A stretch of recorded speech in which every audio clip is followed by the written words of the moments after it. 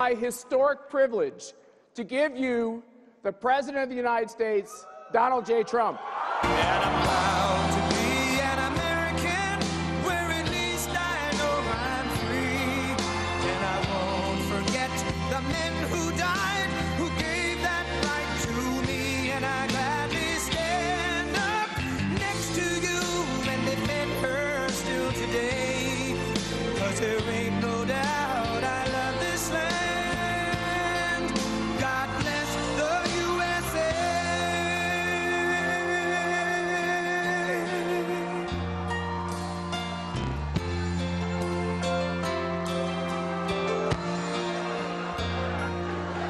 From the lakes of Minnesota to the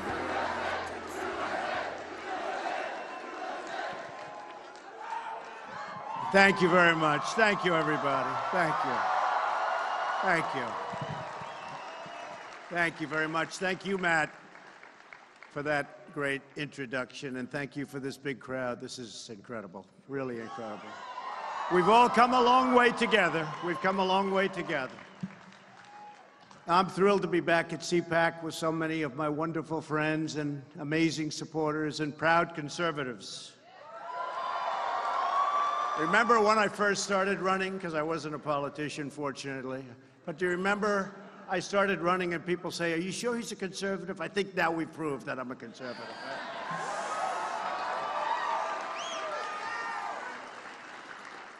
For more than 4 decades, this event has served as a forum for our nation's top leaders, activists, writers, thinkers. Year after year, leaders have stood on the stage to discuss what we can do together to protect our heritage, to promote our culture, and to defend our freedom. CPAC has always been about big ideas, and it's also been about putting those ideas into action. And CPAC really has put a lot of ideas into action. We'll talk about some of them this morning.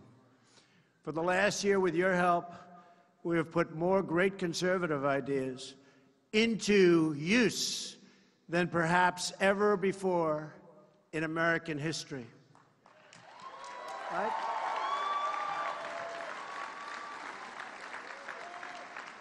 By the way, what a nice picture that is. Look at that. I'd love to watch that guy speak. Oh, boy. Let's see.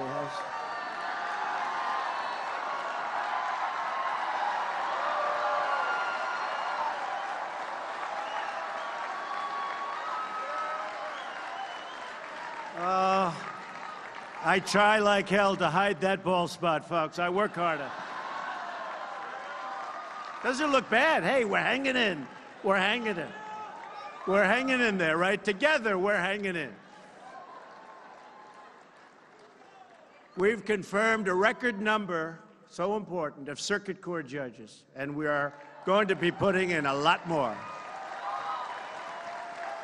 And they will interpret the law as written.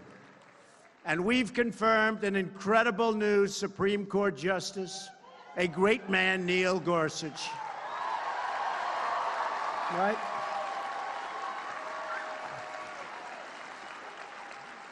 We've passed massive, biggest in history, tax cuts and reforms. You know, I don't use the word reform. There was a lot of reform, too, very positive reform. I don't use it. And when we were first doing it, I told everybody gathered, I said, just talk about tax cuts. People don't know what reform means. They think reform might mean it's going up. And I said, do tax cuts.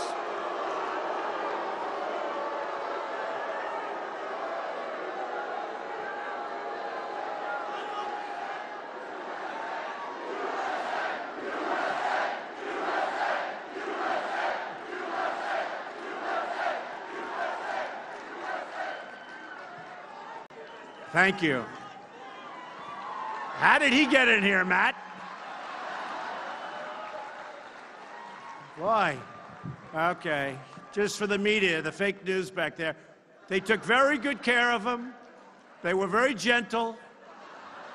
He was very obnoxious. It was only one person. So we have thousands of people here. So listen, tomorrow the headline will be Protesters disturb the Trump. One person, folks, doesn't deserve a mention, doesn't deserve a headline. The headline tomorrow, disruptors of CPAC. One person, and he was very nice. We looked at him, he immediately left. Okay.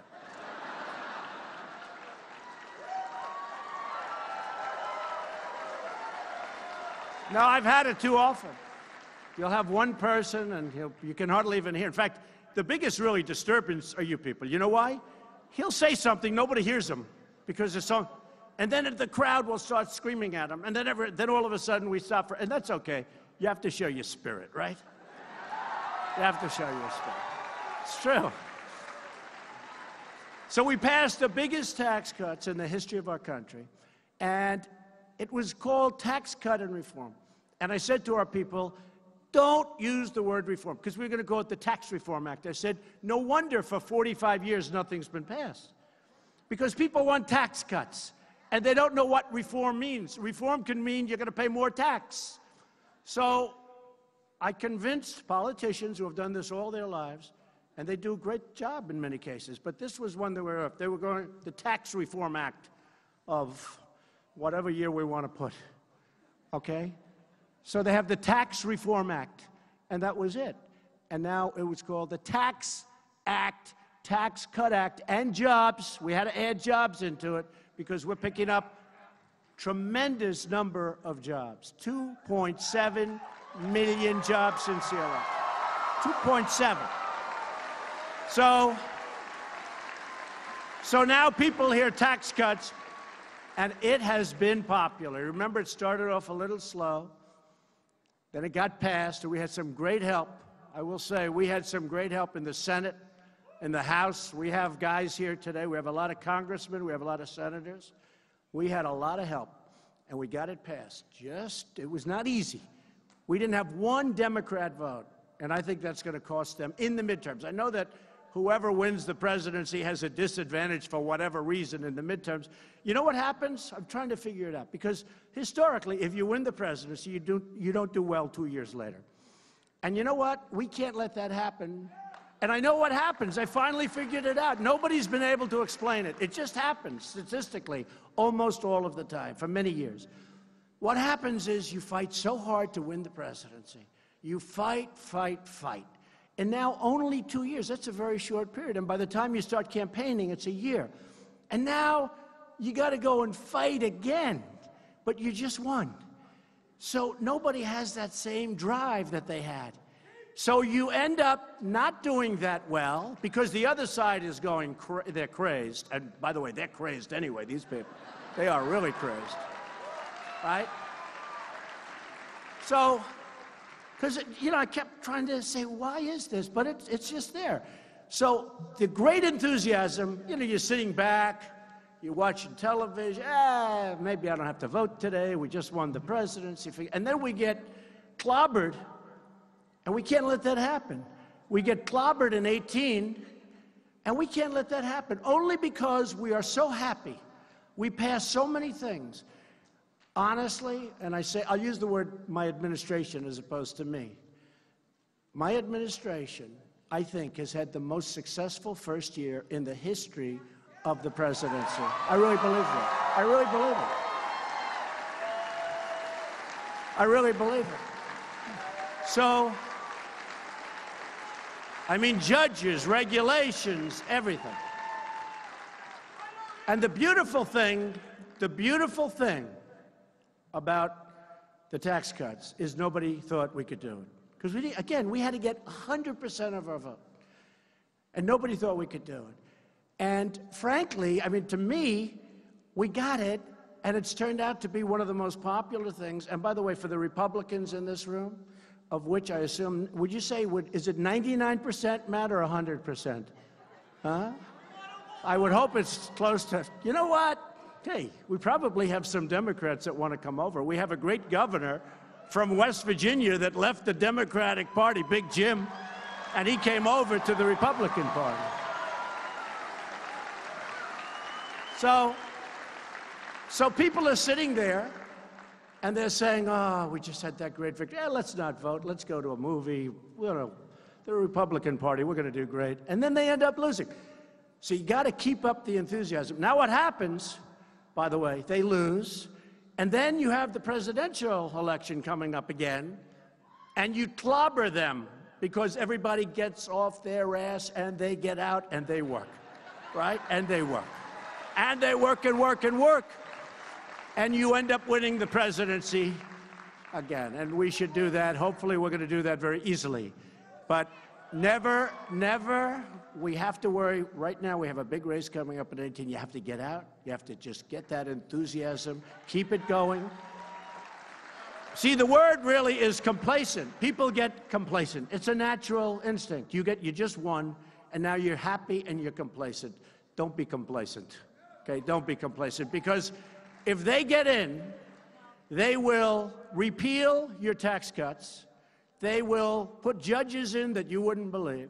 They'll take away your Second Amendment, which we will never allow to happen. They'll take away your Second Amendment.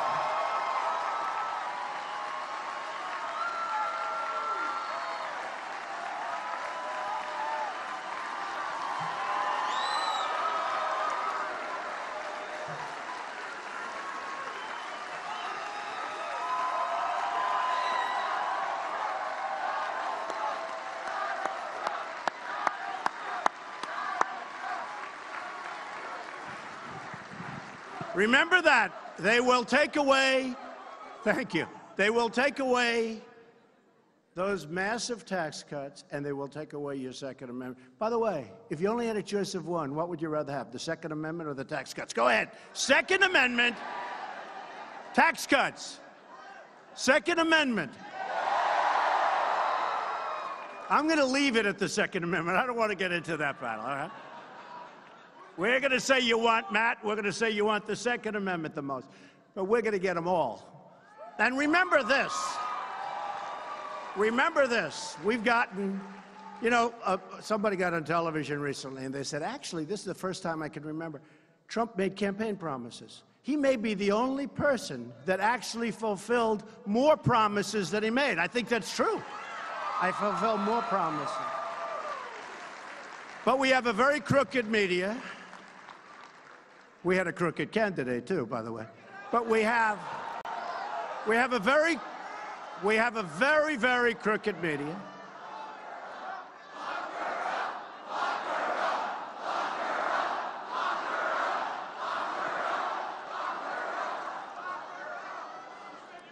I will say this, folks. Everything that's turning out now, it's amazing. That's come full circle. Boy, have they committed a lot of atrocities when you look, right? How would you look? Have they done things that are wrong? But remember this, not only did we get the tax cuts, which everybody said we wouldn't get, and by the way, repealed in that tax cut the individual mandate, which is a tremendous thing. This is where you're forced to pay in order not to have health care, okay? Is that great? You pay for the privilege of not having health care. So you're subsidizing lots of other people. That's gone. I know people came up to me with tears in their eyes. They're saying, I'm forced to pay not to have health care. It's very unfair. And by the way, we're having tremendous plans coming out now, health care plans, at a fraction of the cost that are much better than Obamacare. And except for one senator who came into a room at 3 o'clock in the morning and went like that, we would have had health care too. We would have had health care too. Think of that. But I think we may be better off the way we're doing it. It's piece by piece by piece. Obamacare is just being wiped out. The individual mandate essentially wipes it out. So I think we may be better off. And people are getting great health care plans, and we're not finished yet. But remember, one person walked into a room when he was supposed to go this way, and he said he was going this way, and he walked in and he went this way, and everyone said, what happened? What was that all about? Boy, oh boy, who was that? I don't know, I don't know. I don't know. I don't want to be controversial, so I won't use his name, okay? What a mess. But it's all happening anyway. It's all happening anyway. And we've, at the same time, eliminated a record number of job-killing regulations, and people are going back to work. Right? People are going back to work. So, and you know, the fake news always, if I say something that's like a little off, next day headline, he misrepresents. I have to be careful. But in the history of presidents, no president, and I'm saying no president, now maybe they'll find I was off by 2, but we're here 1 year. No president, well, I read it in lots of good papers, actually, but they'll change the story when I say it. No president has ever cut so many regulations in their entire term, okay, as we've cut in less than a year.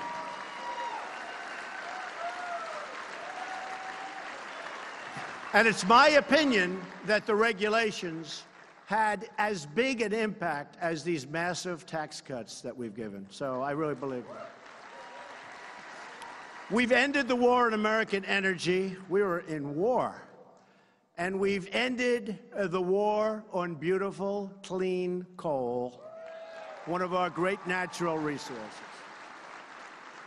And very important for our defense, coal. Very important for our defense, because we have it. We don't have to send it through pipes. We don't have to get it from foreign countries. We have more than anybody.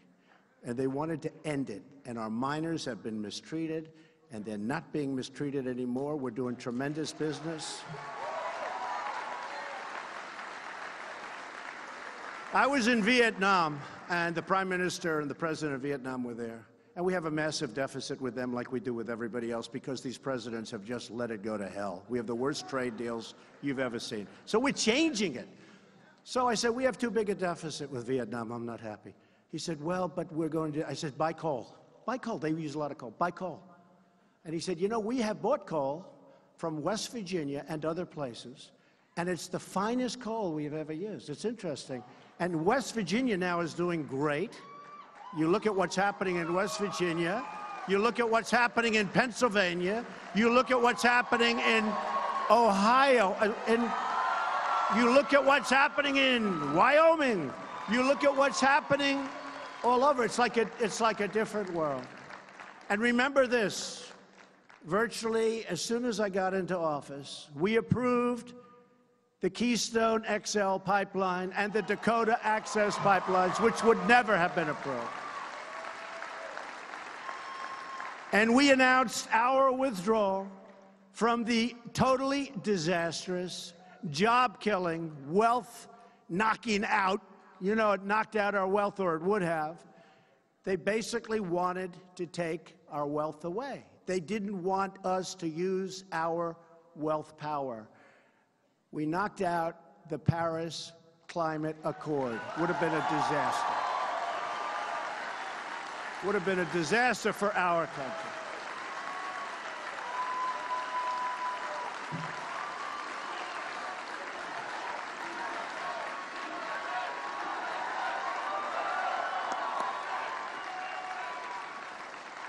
You know, basically it said, you have a lot of oil and gas that we found. You know, technology has been amazing. And we found things that we never knew.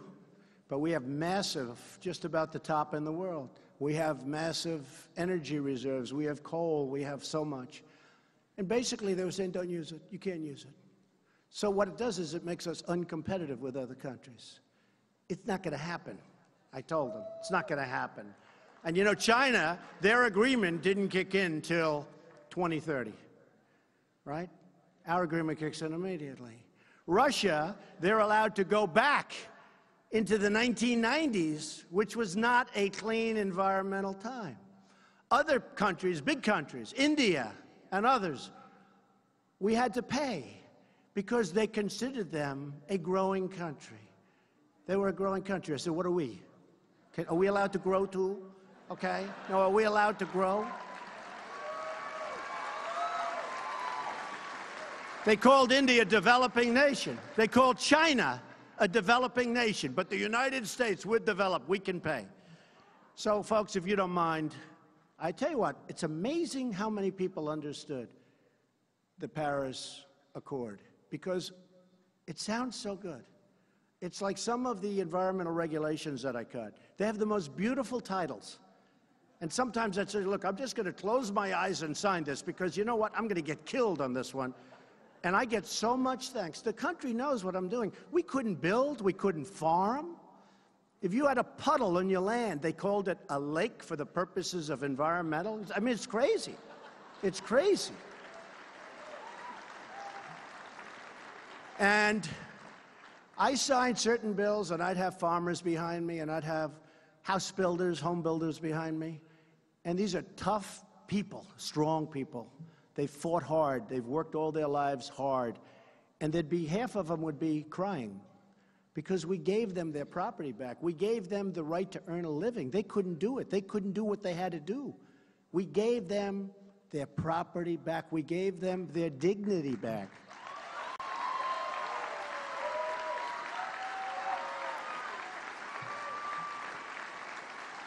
By the way, you don't mind if I go off script a little bit, because, you know, it's sort of boring. It's a little boring.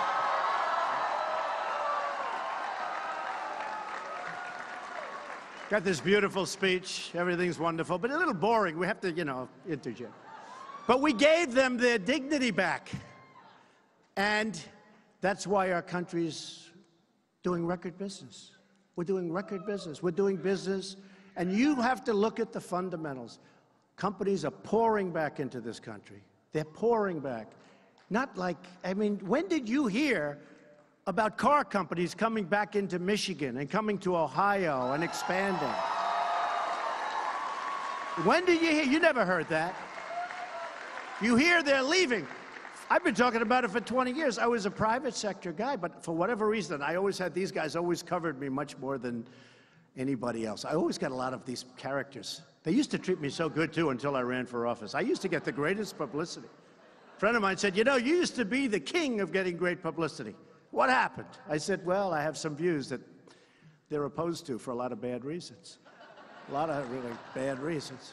But when you look at what's happening to our country, it's incredible. And the fundamentals are so strong. The stock market, I just see with all of the ups and downs since Election Day, is up 37% from election. 37%. Now, it did a little bit of a correction. In fact, I started to say, you know, I was in it for like 13, 14 months from election. I say, is this sucker ever going down a little bit? This is a little embarrassing. It was up 100, up 200, up 1,000, up 150, up 90, up 63. I said, good, that's better. You know, hey, we've got 7 years to go, folks. You know, we got a long time to go.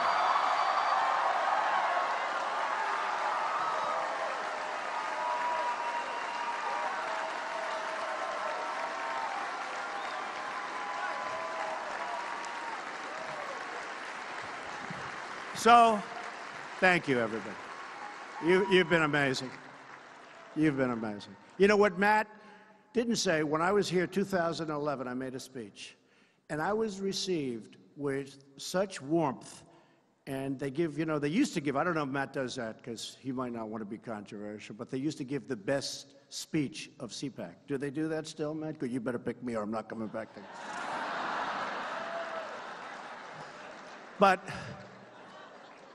And I got these, everybody, they love that speech. And that was, I think, Matt, I would say that might have been the first real political speech that I made. It was a love fest. 2011, I believe, the time was. And a lot of people remembered, and they said, we want Trump, we want Trump. And after a few years, I go by and I say, here we are, let's see what we can do. And then everybody said, he cannot get elected. He cannot do it. You need 270 votes. You need electoral college, which, by the way, is much tougher than the popular vote. The popular vote, it would be so much easier. You go to 3 or 4 states and you just go and you just do a great job. Hillary forgot that. You know, she went to these states. I said, what's she doing? Why does she keep going back to California? Crazy. Next time they're going to remember Iowa. They're going to remember Ohio. Remember? They spent a lot of time in Pennsylvania to no avail. They spent a lot of money. They spent a lot of money in North Carolina, the great state of North Carolina. We did very well there. We have a great person in the room, Mark Meadows from North Carolina. He's around here. Where's Mark? Where's Mark? And Deb. And we have Jim Jordan, Warriors all. We have a lot of great people here. But, you know, we hit a chord. And if you remember, 2011, probably that was the beginning of what we've done. And hopefully, at the end of a period of time, people are going to say thank you, because it is not easy. We're fighting a lot of forces. They're forces that are doing the wrong thing. They're just doing the wrong thing. I don't want to talk about what they have in mind, but they do the wrong thing. But we're doing what's good for our country for the long-term viability and survival. Like, for instance, $700 billion got approved for our military. Our military was going to hell.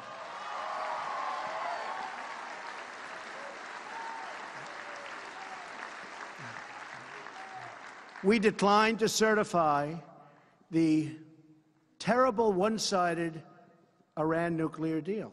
That was a horrible deal.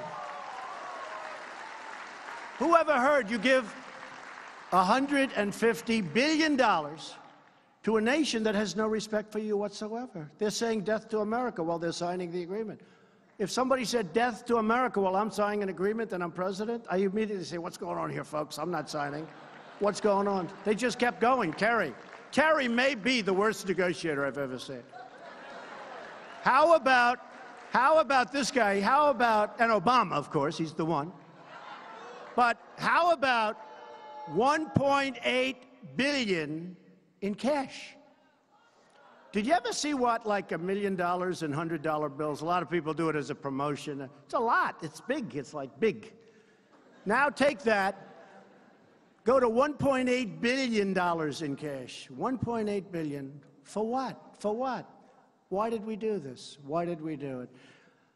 Anyway, we didn't certify, and lots of interesting things are happening with that whole mess. But we have to treat people that treat us well, we treat them well. People that treat us badly, we treat them much worse than they can ever imagine. That's the way it has to be.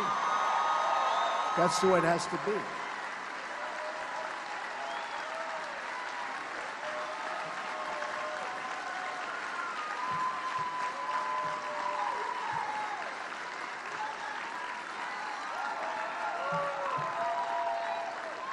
We officially recognized Jerusalem as the capital of Israel.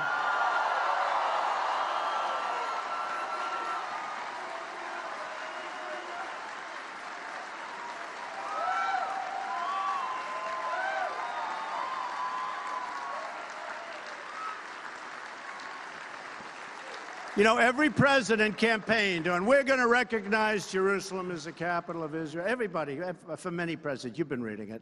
And then they never pulled it off. And I now know why. Because I put the word out that I may do it, right? I said I'd do it in my campaign. So that usually means, unless I find something, I'm going to do it. I was hit by more countries and more pressure and more people calling, begging me, don't do it, don't do it, don't do it. I said, we have to do it. It's the right thing to do. It's the right thing to do. We have to do it. And I did it.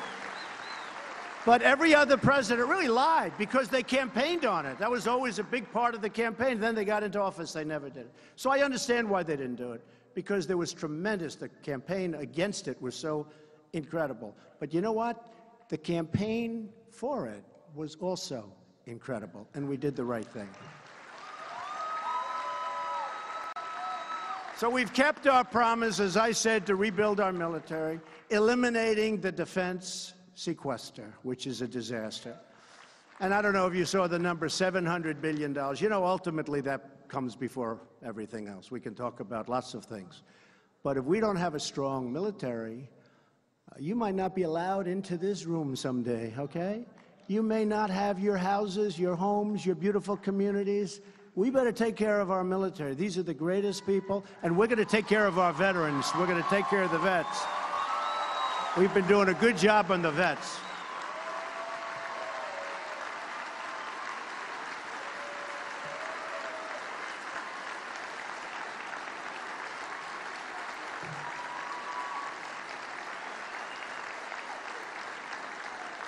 And after years of rebuilding other nations, we rebuild other nations. We rebuild other nations that have a lot of money. And we don't ever say, hey, you got to help. We're finally rebuilding our nation. We're rebuilding our nation. And we're restoring our confidence and our pride. All of us here today are united by the same timeless values. We defend our Constitution, and we believe in the wisdom of our founders. Our Constitution is great.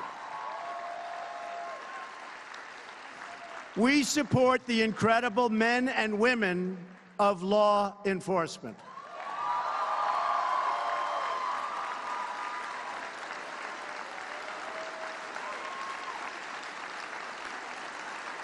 True.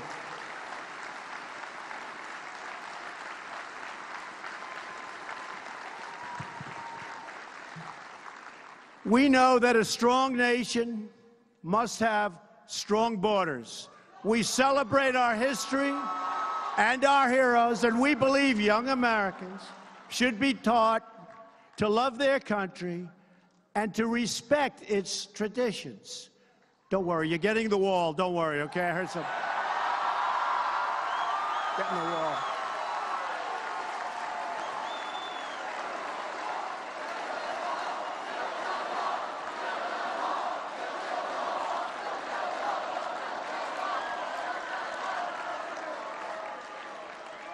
I had a couple of these characters in the back say, oh, he really doesn't want the wall. He just used that for campaigning. I said, can you believe it? You know, I say every time I hear that, the wall gets 10 feet higher. You know that, right? Every time. Every single time. Okay. Now, we're going to have the wall, or they're not going to have what they want. You know, we have a problem. We need more Republicans. We have a group of people that vote against us in a block. They're good at two things: resisting obstruction. Resisting obstruction. And they stick together. They do. They always vote in a block. You know, it's very rare that you get a couple of them to come your way, even on the tax cuts. I mean, we're going to be fighting these people in the 2018 election. We're going to be fighting people that voted against the tax cuts, because the tax cuts are phenomenal and popular and helping people and helping our country. You saw Apple just brought $350 billion in. Exxon brought $50 billion in. So we're going to be fighting. The fact is, we need more Republicans to vote. We want to get our agenda, because now what we have to do is, in order to get a vote to fix our military, we have to give them $100 billion in stuff that nobody in this room, including me, wants in many cases. It's terrible. We need more Republicans. That's why you have to get out and you have to fight for 18. You have to do it. We salute our great American flag. We put our hands on our hearts for the Pledge of Allegiance. And we all proudly stand for the national anthem.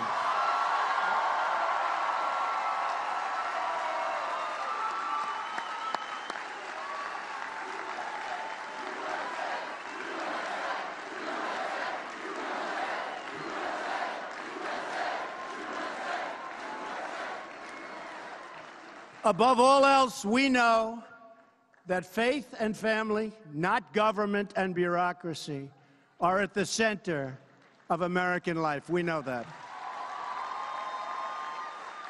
Because in America, we don't worship government, we worship God.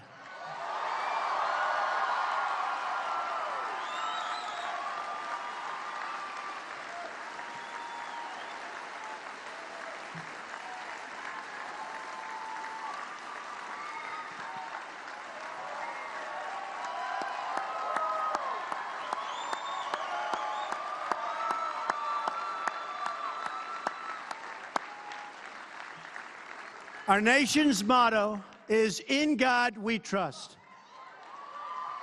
And this week, our nation lost an incredible leader who devoted his life to helping us understand what those words really mean. Leader. He was a leader. He's a great man. We will never forget the historic crowds, that voice, the energy, and the profound faith of a preacher named Billy Graham.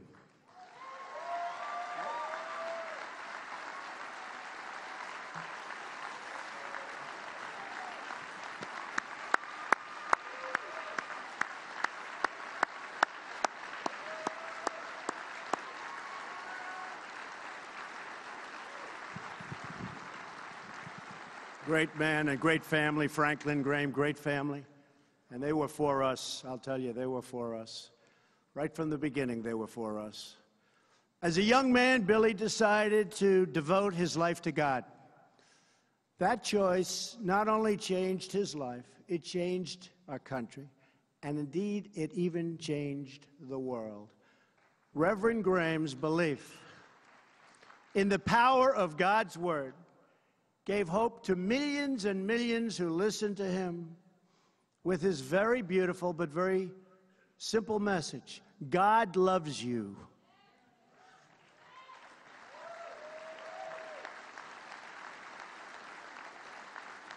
And a very special tribute, because it's almost never done.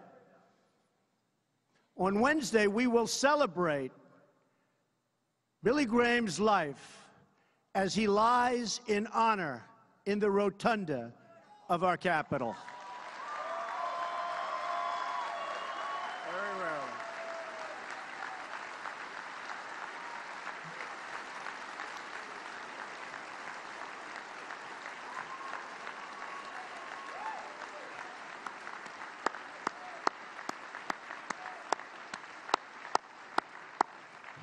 One day, Wednesday till Thursday, about 11 o'clock on Wednesday, I bet those lines are going to be long and beautiful, because he deserves it.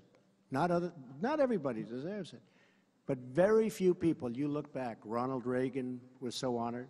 Very few people are so honored. That's a big thing. And he really, almost more than anybody you can think of, he deserves to be in the rotunda. So that's going to be very special. Wednesday at 11 o'clock. And Paul and Mitch and the whole group, they work very hard to make it all happen. So we want to thank them too. Everywhere you go, all over the country, in cities small and large, Americans of all faiths reach out to our Creator for strength, for inspiration, and for healing. Great time for healing. In times of grief and hardship, we turn to prayer for solace and for comfort. In recent days, our entire nation has been filled with terrible pain and sorrow over the evil massacre in a great community, Parkland, Florida. This senseless act of mass murder has shocked our nation and broken our hearts. This week, I had the honor of meeting with students from Marjorie Stoneman Douglas High School, with families who have lost their children in prior shootings, great families, great people, and with members of the local community right here in Washington, D.C. Our whole nation was moved by their strength and by their courage. We listened to their heart-wrenching stories, asked them for ideas, and pledged to them. And I can speak for all of the senators and congressmen and congresswomen, all of the people in this room that are involved in this decision, that we will act, we will do something. We will act. With us on Wednesday was one of the families whose daughter didn't come home last week, a beautiful young woman named Meadow Pollock. Incredible family. I had them in the Oval Office, incredible people. You've probably seen her picture. She had a beautiful, beautiful smile and a beautiful life, so full of promise. We wish there was something, anything we could do to bring Meadow and all of the others back. There are not enough tears in the world to express our sadness and anguish for her family and for every family that has lost a precious loved one. No family should ever save and ever have to go in and suffer the way these families have suffered. They've suffered beyond anything that I've ever witnessed. A father drops his daughter off at school, kisses her goodbye, waves to her, she's walking up the path, and never sees her alive again. Gets a call, can't believe it, thinks it's a nightmare, wants to wake up from the nightmare. So we want to hear ideas from Americans of all backgrounds and beliefs about how we can improve security at our schools, tackle the issue of mental health. Because this was a sick person, very sick. And we had a lot of warning about him being sick. This wasn't a surprise. To the people that knew him, this wasn't even a little bit. In fact, some said, we're surprised it took so long. So what are we doing? What are we doing? We want to ensure that when there are warning signs, we can act and act very quickly. Why do we protect our airports and our banks, our government buildings, but not our schools?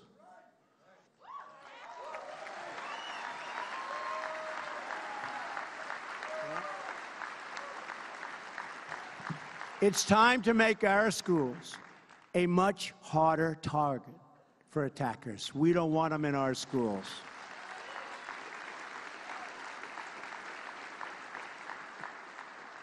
We don't want them.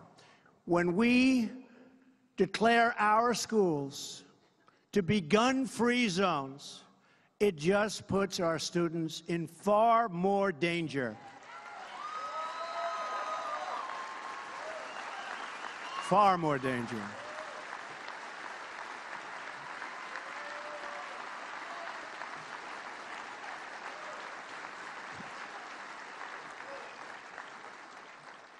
Well-trained, gun-adept teachers and coaches and people that work in those buildings, people that were in the Marines for 20 years and retired, people in the Army, the Navy, the Air Force, the Coast Guard, people that are adept with weaponry and with guns. They teach.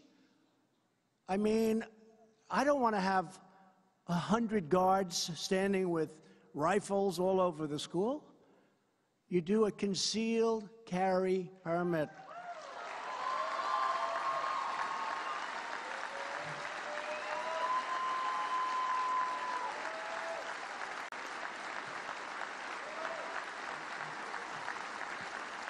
And this would be a major deterrent because these people are inherently cowards.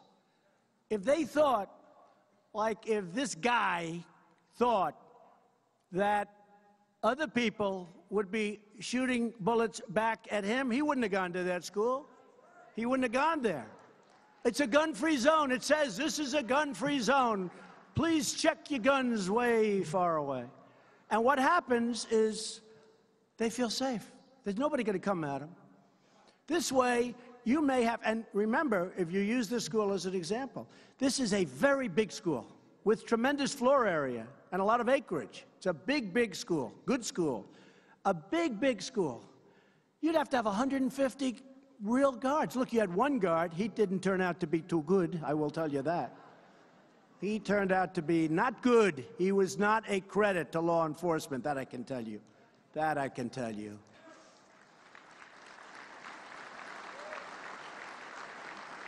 But as I've been talking about this idea, and I feel it's a great idea, but some people that are good people are opposed to it. They don't like the idea of teachers doing that. But I'm not talking about teachers.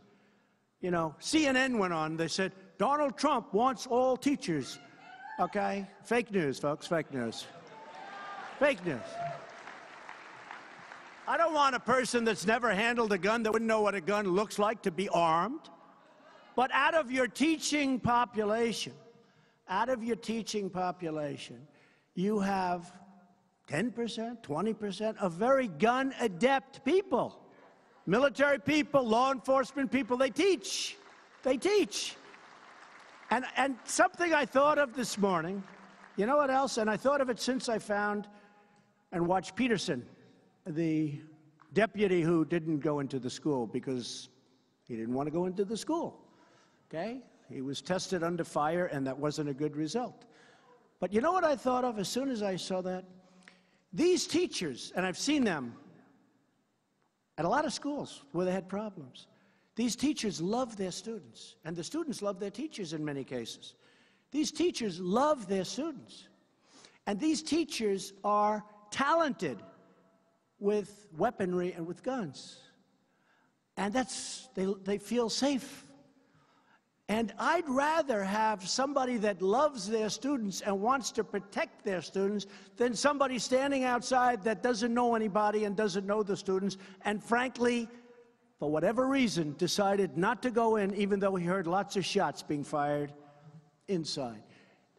The teachers and the coaches and other people in the building, the dean, the assistant dean, the principal, they love their people. They want to protect these kids. And I think we're better with that. And this may be 10% or 20% of the population of teachers, etc. It's not all of them, but you would have a lot, and you would tell people that they're inside. And the beauty is it's concealed. Nobody would ever see it unless they needed it. It's concealed. So this crazy man who walked in wouldn't even know who it is that has it. That's good. It's not bad, that's good. And a teacher would have shot the hell out of him before he knew what happened.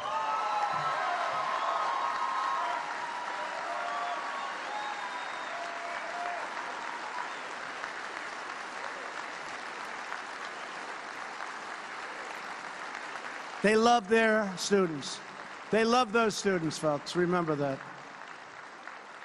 They love their students. And I'm telling you that would work, because we need offensive capability. We can't just say, oh, it's a gun-free school, we're going to do it a little bit better. Because then you say, what happens outside? The students now leave school, and you got 1,000 students. You got 3,500 at the school we're talking about. But you have 1,000 students standing outside. The teachers are out there also. If a madman comes along, we have the same problem, but it's outside of the school. Or they drive cars. There are a lot of things can happen. I want to stop it. And I know it's a little controversial to say, but I have to say, since I started this 2 days ago, a lot of people that were totally opposed to it are now agreeing. They love their students. They don't want their students to be killed or to be hurt. So we have to do something that works. And one of the big measures that we will do, and everybody in this room, I think, has to agree, and there's nobody that loves the Second Amendment more than I do, and there's nobody that respects the NRA. They're friends of mine. They backed us all. They're great people. They're patriots. But they're great people.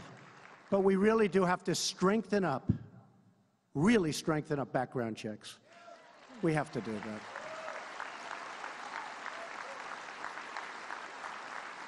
And we have to do, for the mentally ill, we have to do we don't want people that are mentally ill to be having any form of weaponry. We have to be very strong on that.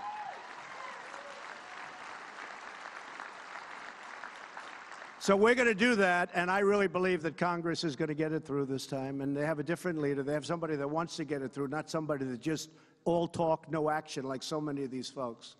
This is somebody that wants to get it through. But I also want to protect. We need a hardened site. It has to be hardened. It can't be soft, because they'll sneak in through a window, they'll sneak in some way, and again, you're standing there totally unprotected. You know the 5 great soldiers from 4 years ago. 3 of them were world-class marksmen. They were in a military base in a gun-free zone. They were asked to check their guns quite far away. And a maniac walked in, guns blazing, killed all 5 of them. He wouldn't have had a chance if these world-class marksmen had, on a military base, access to their guns. And I'm going to look at that whole policy on military bases. If we can't have...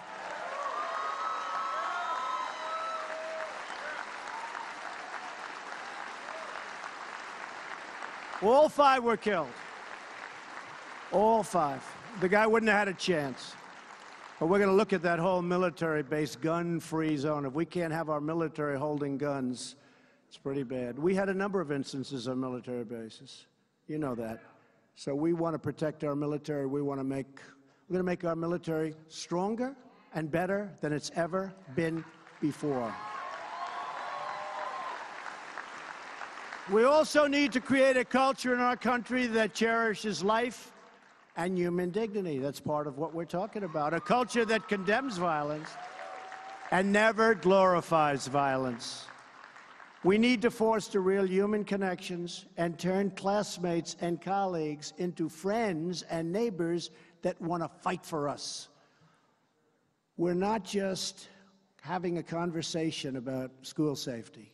You've had conversations, in all fairness, I'm pretty new in this job. We're here a little more than a year. I've been watching this stuff go on for 20 years.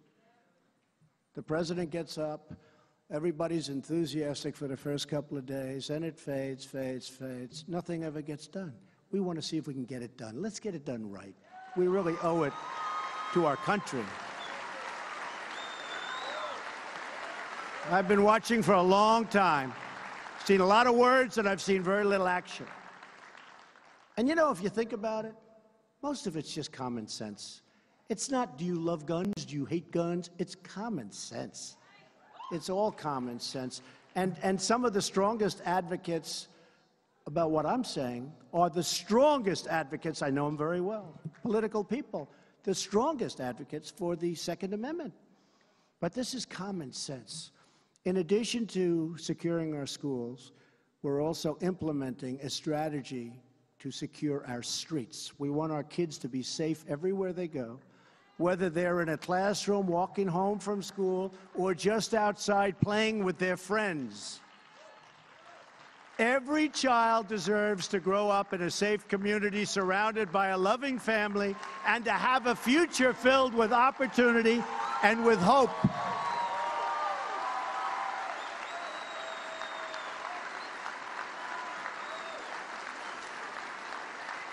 Thank you.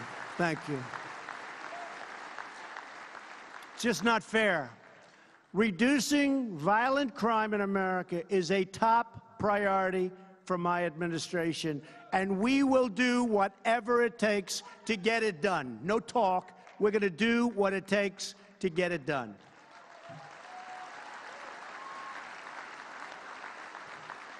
As you've seen, pretty well reported that we're significantly increasing gun prosecutions by tremendous percentages. And we're working to get violent offenders off our streets and behind bars, and get them behind bars quickly for a long time, or get them the hell out of our country. In 2017, we brought cases against more violent offenders than any administration in a quarter of a century, more than any administration, and we're just gearing up. We have tough people. I'll tell you what, when you deal with MS-13, the only thing they understand is toughness. They don't want anything. All they understand is toughness. If that ICE agent or Border Patrol agent is tougher than them, they respect him. We got the toughest guys you've ever seen. We got tough. They don't respect anything else. And they shouldn't be in our country. They were let in for years. They shouldn't be. And we're getting them out. Our administration prosecuted more people for federal firearm charges than has been done in more than a decade. And again, we're just gearing up. We convicted 1,200 gang members and nearly 500 human traffickers. You know what human trafficking, who would think that we have this in this age? And with our foreign partners, we've helped charge or arrest more than 4,000 members of the savage gang that we talked about, MS-13. Now, they don't like guns. You know why? They're not painful enough. These are animals. They cut people. They cut them. They cut them up in little pieces, and they want them to suffer. And we take them into our country because our immigration laws are so bad. And when we catch them, it's called catch and release. We have to, by law, catch them and then release them. Catch and release. And I can't get the Democrats, and nobody has been able to for years, to approve common sense measures that when we catch these animal killers, we can lock them up and throw away the keys.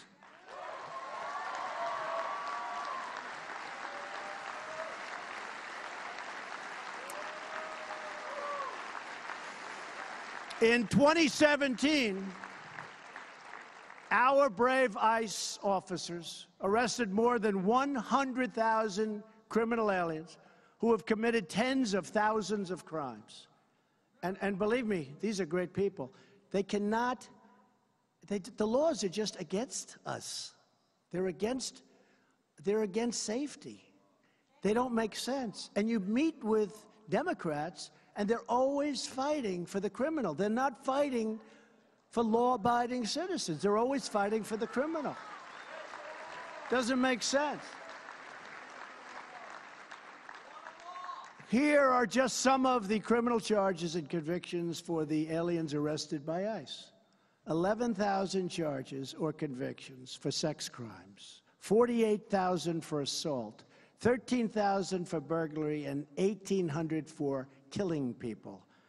We're cracking down on sanctuary cities. Can you believe this? Where they protect. That's another one. Because we want our cities to be sanctuaries for law-abiding Americans, not for criminals.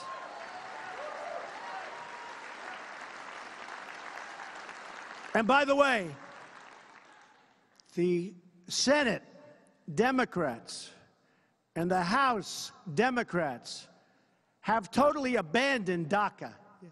They don't even talk to me about it. They have totally abandoned. You know, we get the reputation like DACA, it's not Republican. Well, let me tell you, it is Republican, because we want to do something about DACA, get it solved after all these years. The Democrats are being totally unresponsive. They don't want to do anything about DACA, I'm telling you, and it's very possible that DACA won't happen, and it's not because of the Republicans, it's because of the Democrats, and frankly, you better elect more Republicans, folks, or it'll never happen.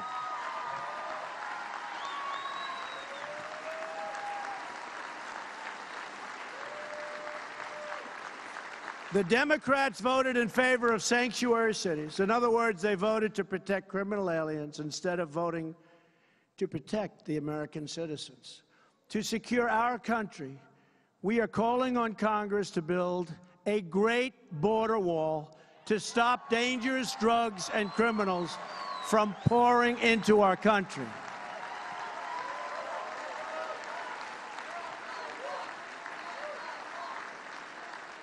And now they're willing to give us the wall, but they don't want to give us any of the laws to keep these people out. So we're going to get the wall, but they don't want to give us all of the other, chain migration, lottery. Think of a lottery. You have a country. They put names in. You think they're giving us their good people? Not too many of you people are going to be in a lottery. So we pick out people. Then they turn out to be horrendous, and we don't understand why. They're not giving us their best people, folks. They're not giving us, I mean, use your heads. They're giving us, it's a lottery. I don't want people coming into this country with a lottery. I want people coming into this country based on merit, based on merit.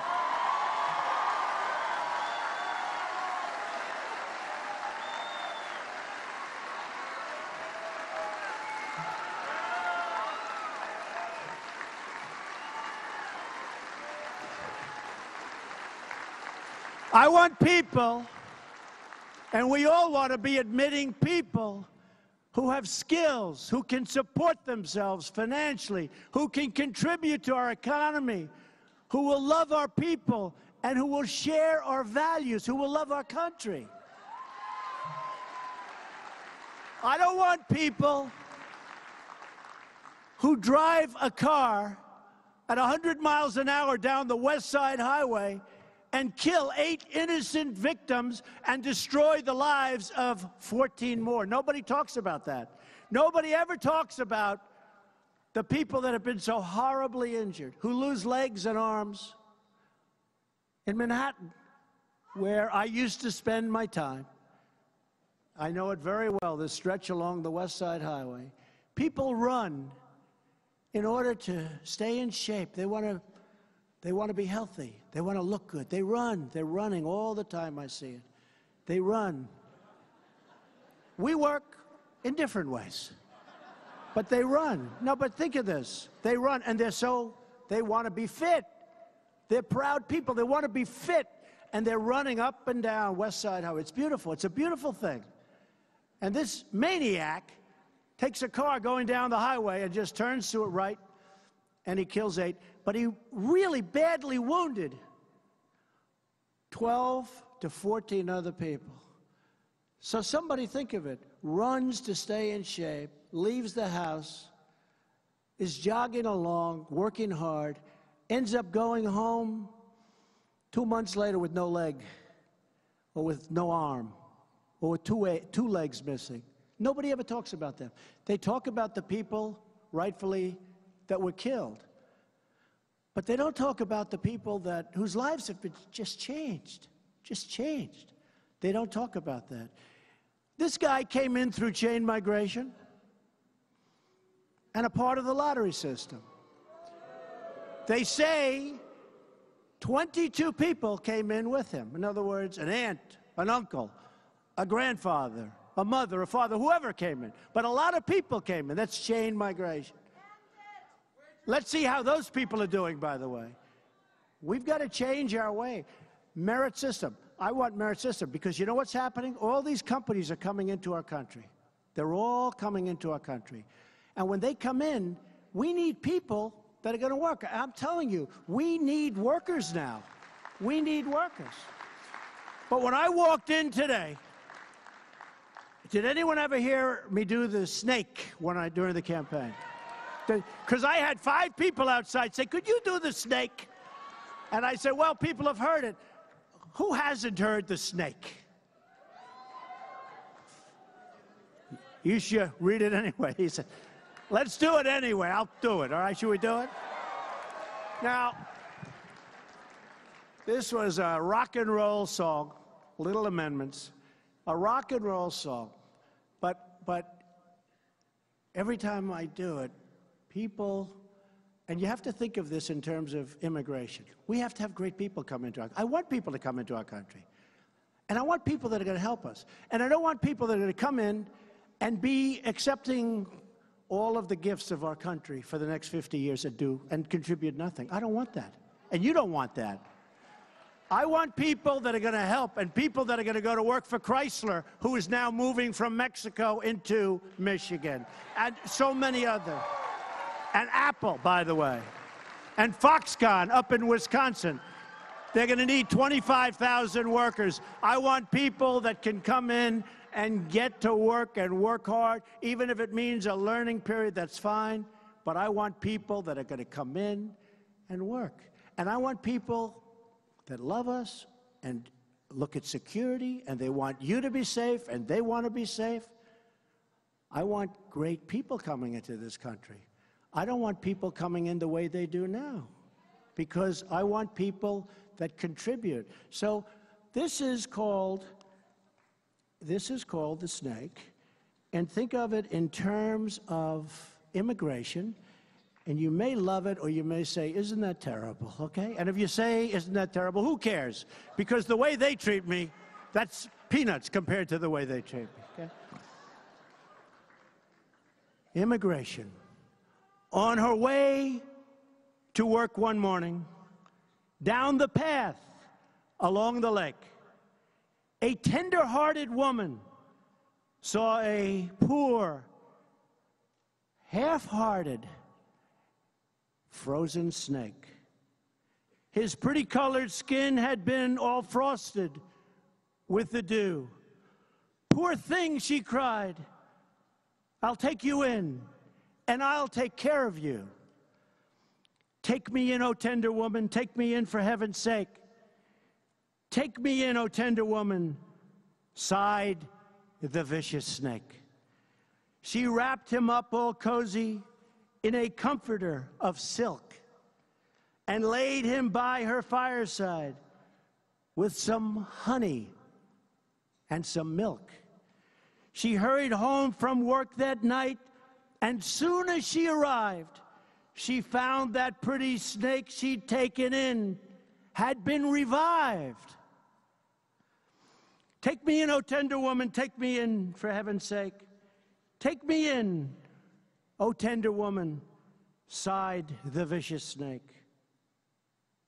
She clutched him to her bosom.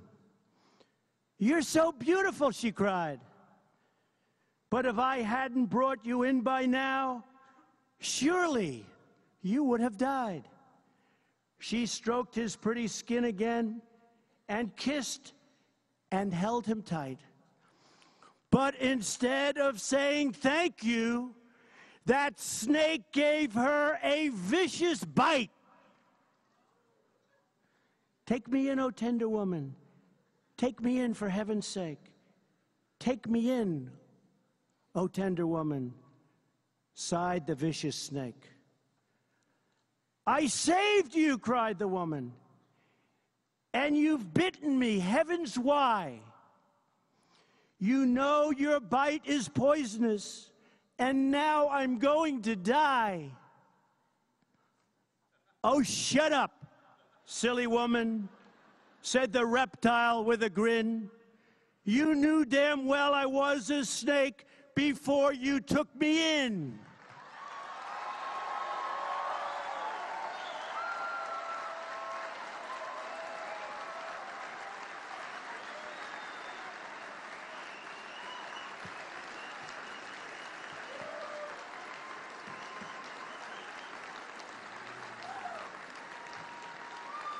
And that's what we're doing with our country, folks. We're letting people in, and it's going to be a lot of trouble. It's only getting worse. But we're giving you protection like never before. Our law enforcement's doing a better job than we've ever done before.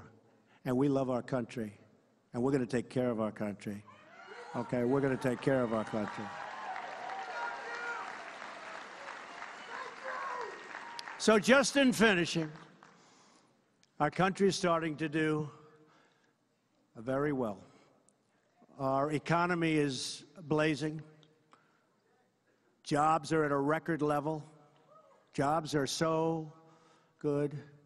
2.7 million jobs created since the election. Unemployment claims have reached a 45-year low.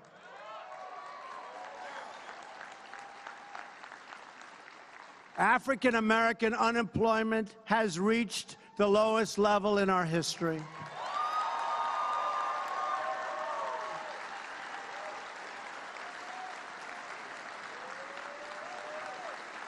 Hispanic unemployment has reached the lowest level in our history. Women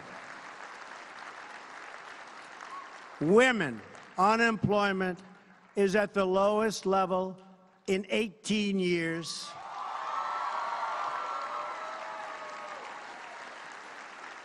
Wages are rising for the first time in many, many years. Small business confidence is at a record high. And thanks to our massive tax cuts, millions of Americans are getting to keep a great percentage of their money instead of paying it to a government that throws it out the window.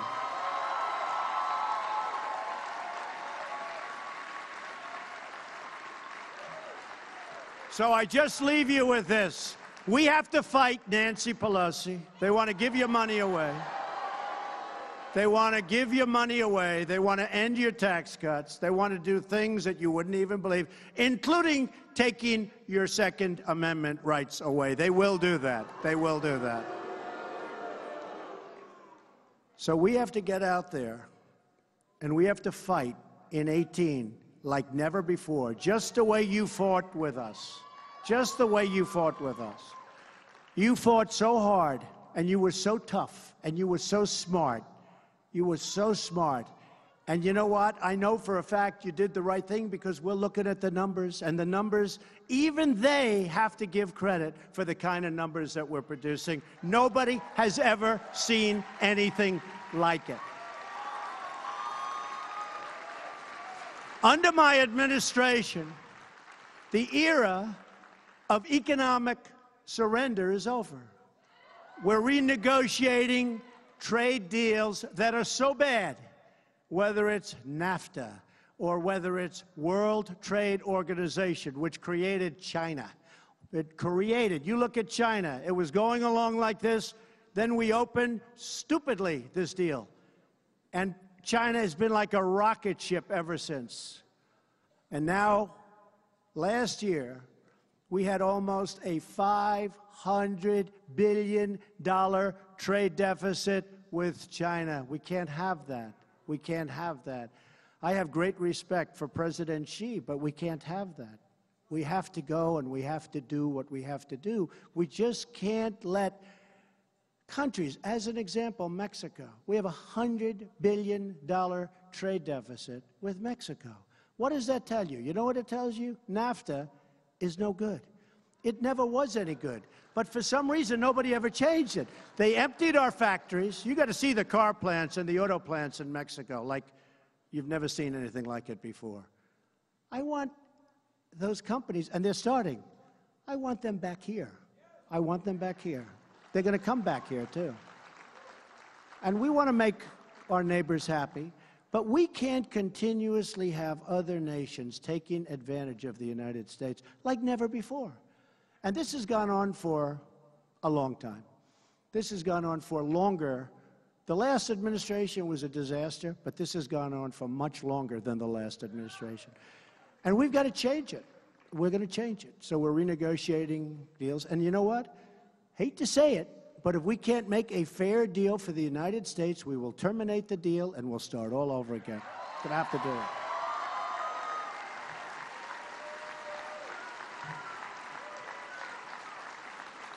So, under my administration and with your help, don't forget, you, many of you, were the forgotten people. You were the people that when the polls came out, they didn't know that you existed. The Democrats are trying to figure out who you are because they want to get you back. But you were people. We've had people that never voted, but they're great patriots, but they never saw anybody they wanted to vote for. Then they go to the election, they've got Trump, Pence, they got hats, they got all sorts of things. Trump over here. Make America great again hats, right?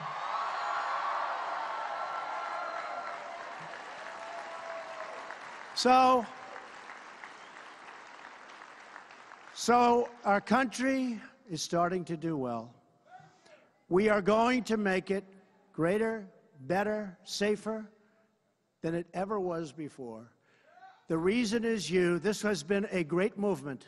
They try like hell. They cannot stand what we've done. But we're doing the right thing. We're even doing the right thing for them. They just don't know it yet. They just don't know it yet. Even the media will absolutely support me sometime prior to the election. All those horrible people back there, they're going to support me. You know why? Because if somebody else won, their ratings would go down, they'd all be out of business.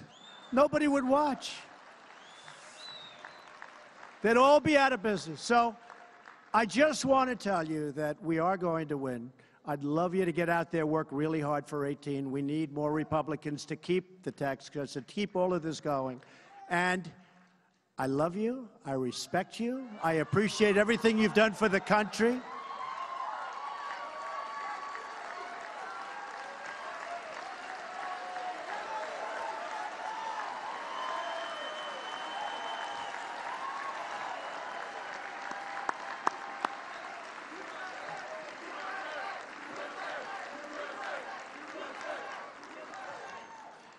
I appreciate everything you've done. I do want to say, because people have asked, North Korea, we imposed today the heaviest sanctions ever imposed on a country before.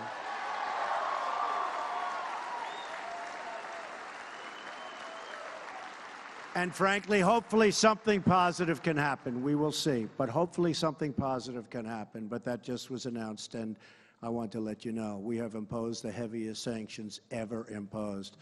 So, ladies and gentlemen, thank you for everything. You have been incredible partners. Incredible partners. And I will let you know in the absolute strongest of terms, we're going to make America great again, and I will never, ever, ever let you down. Thank you very much. Thank you.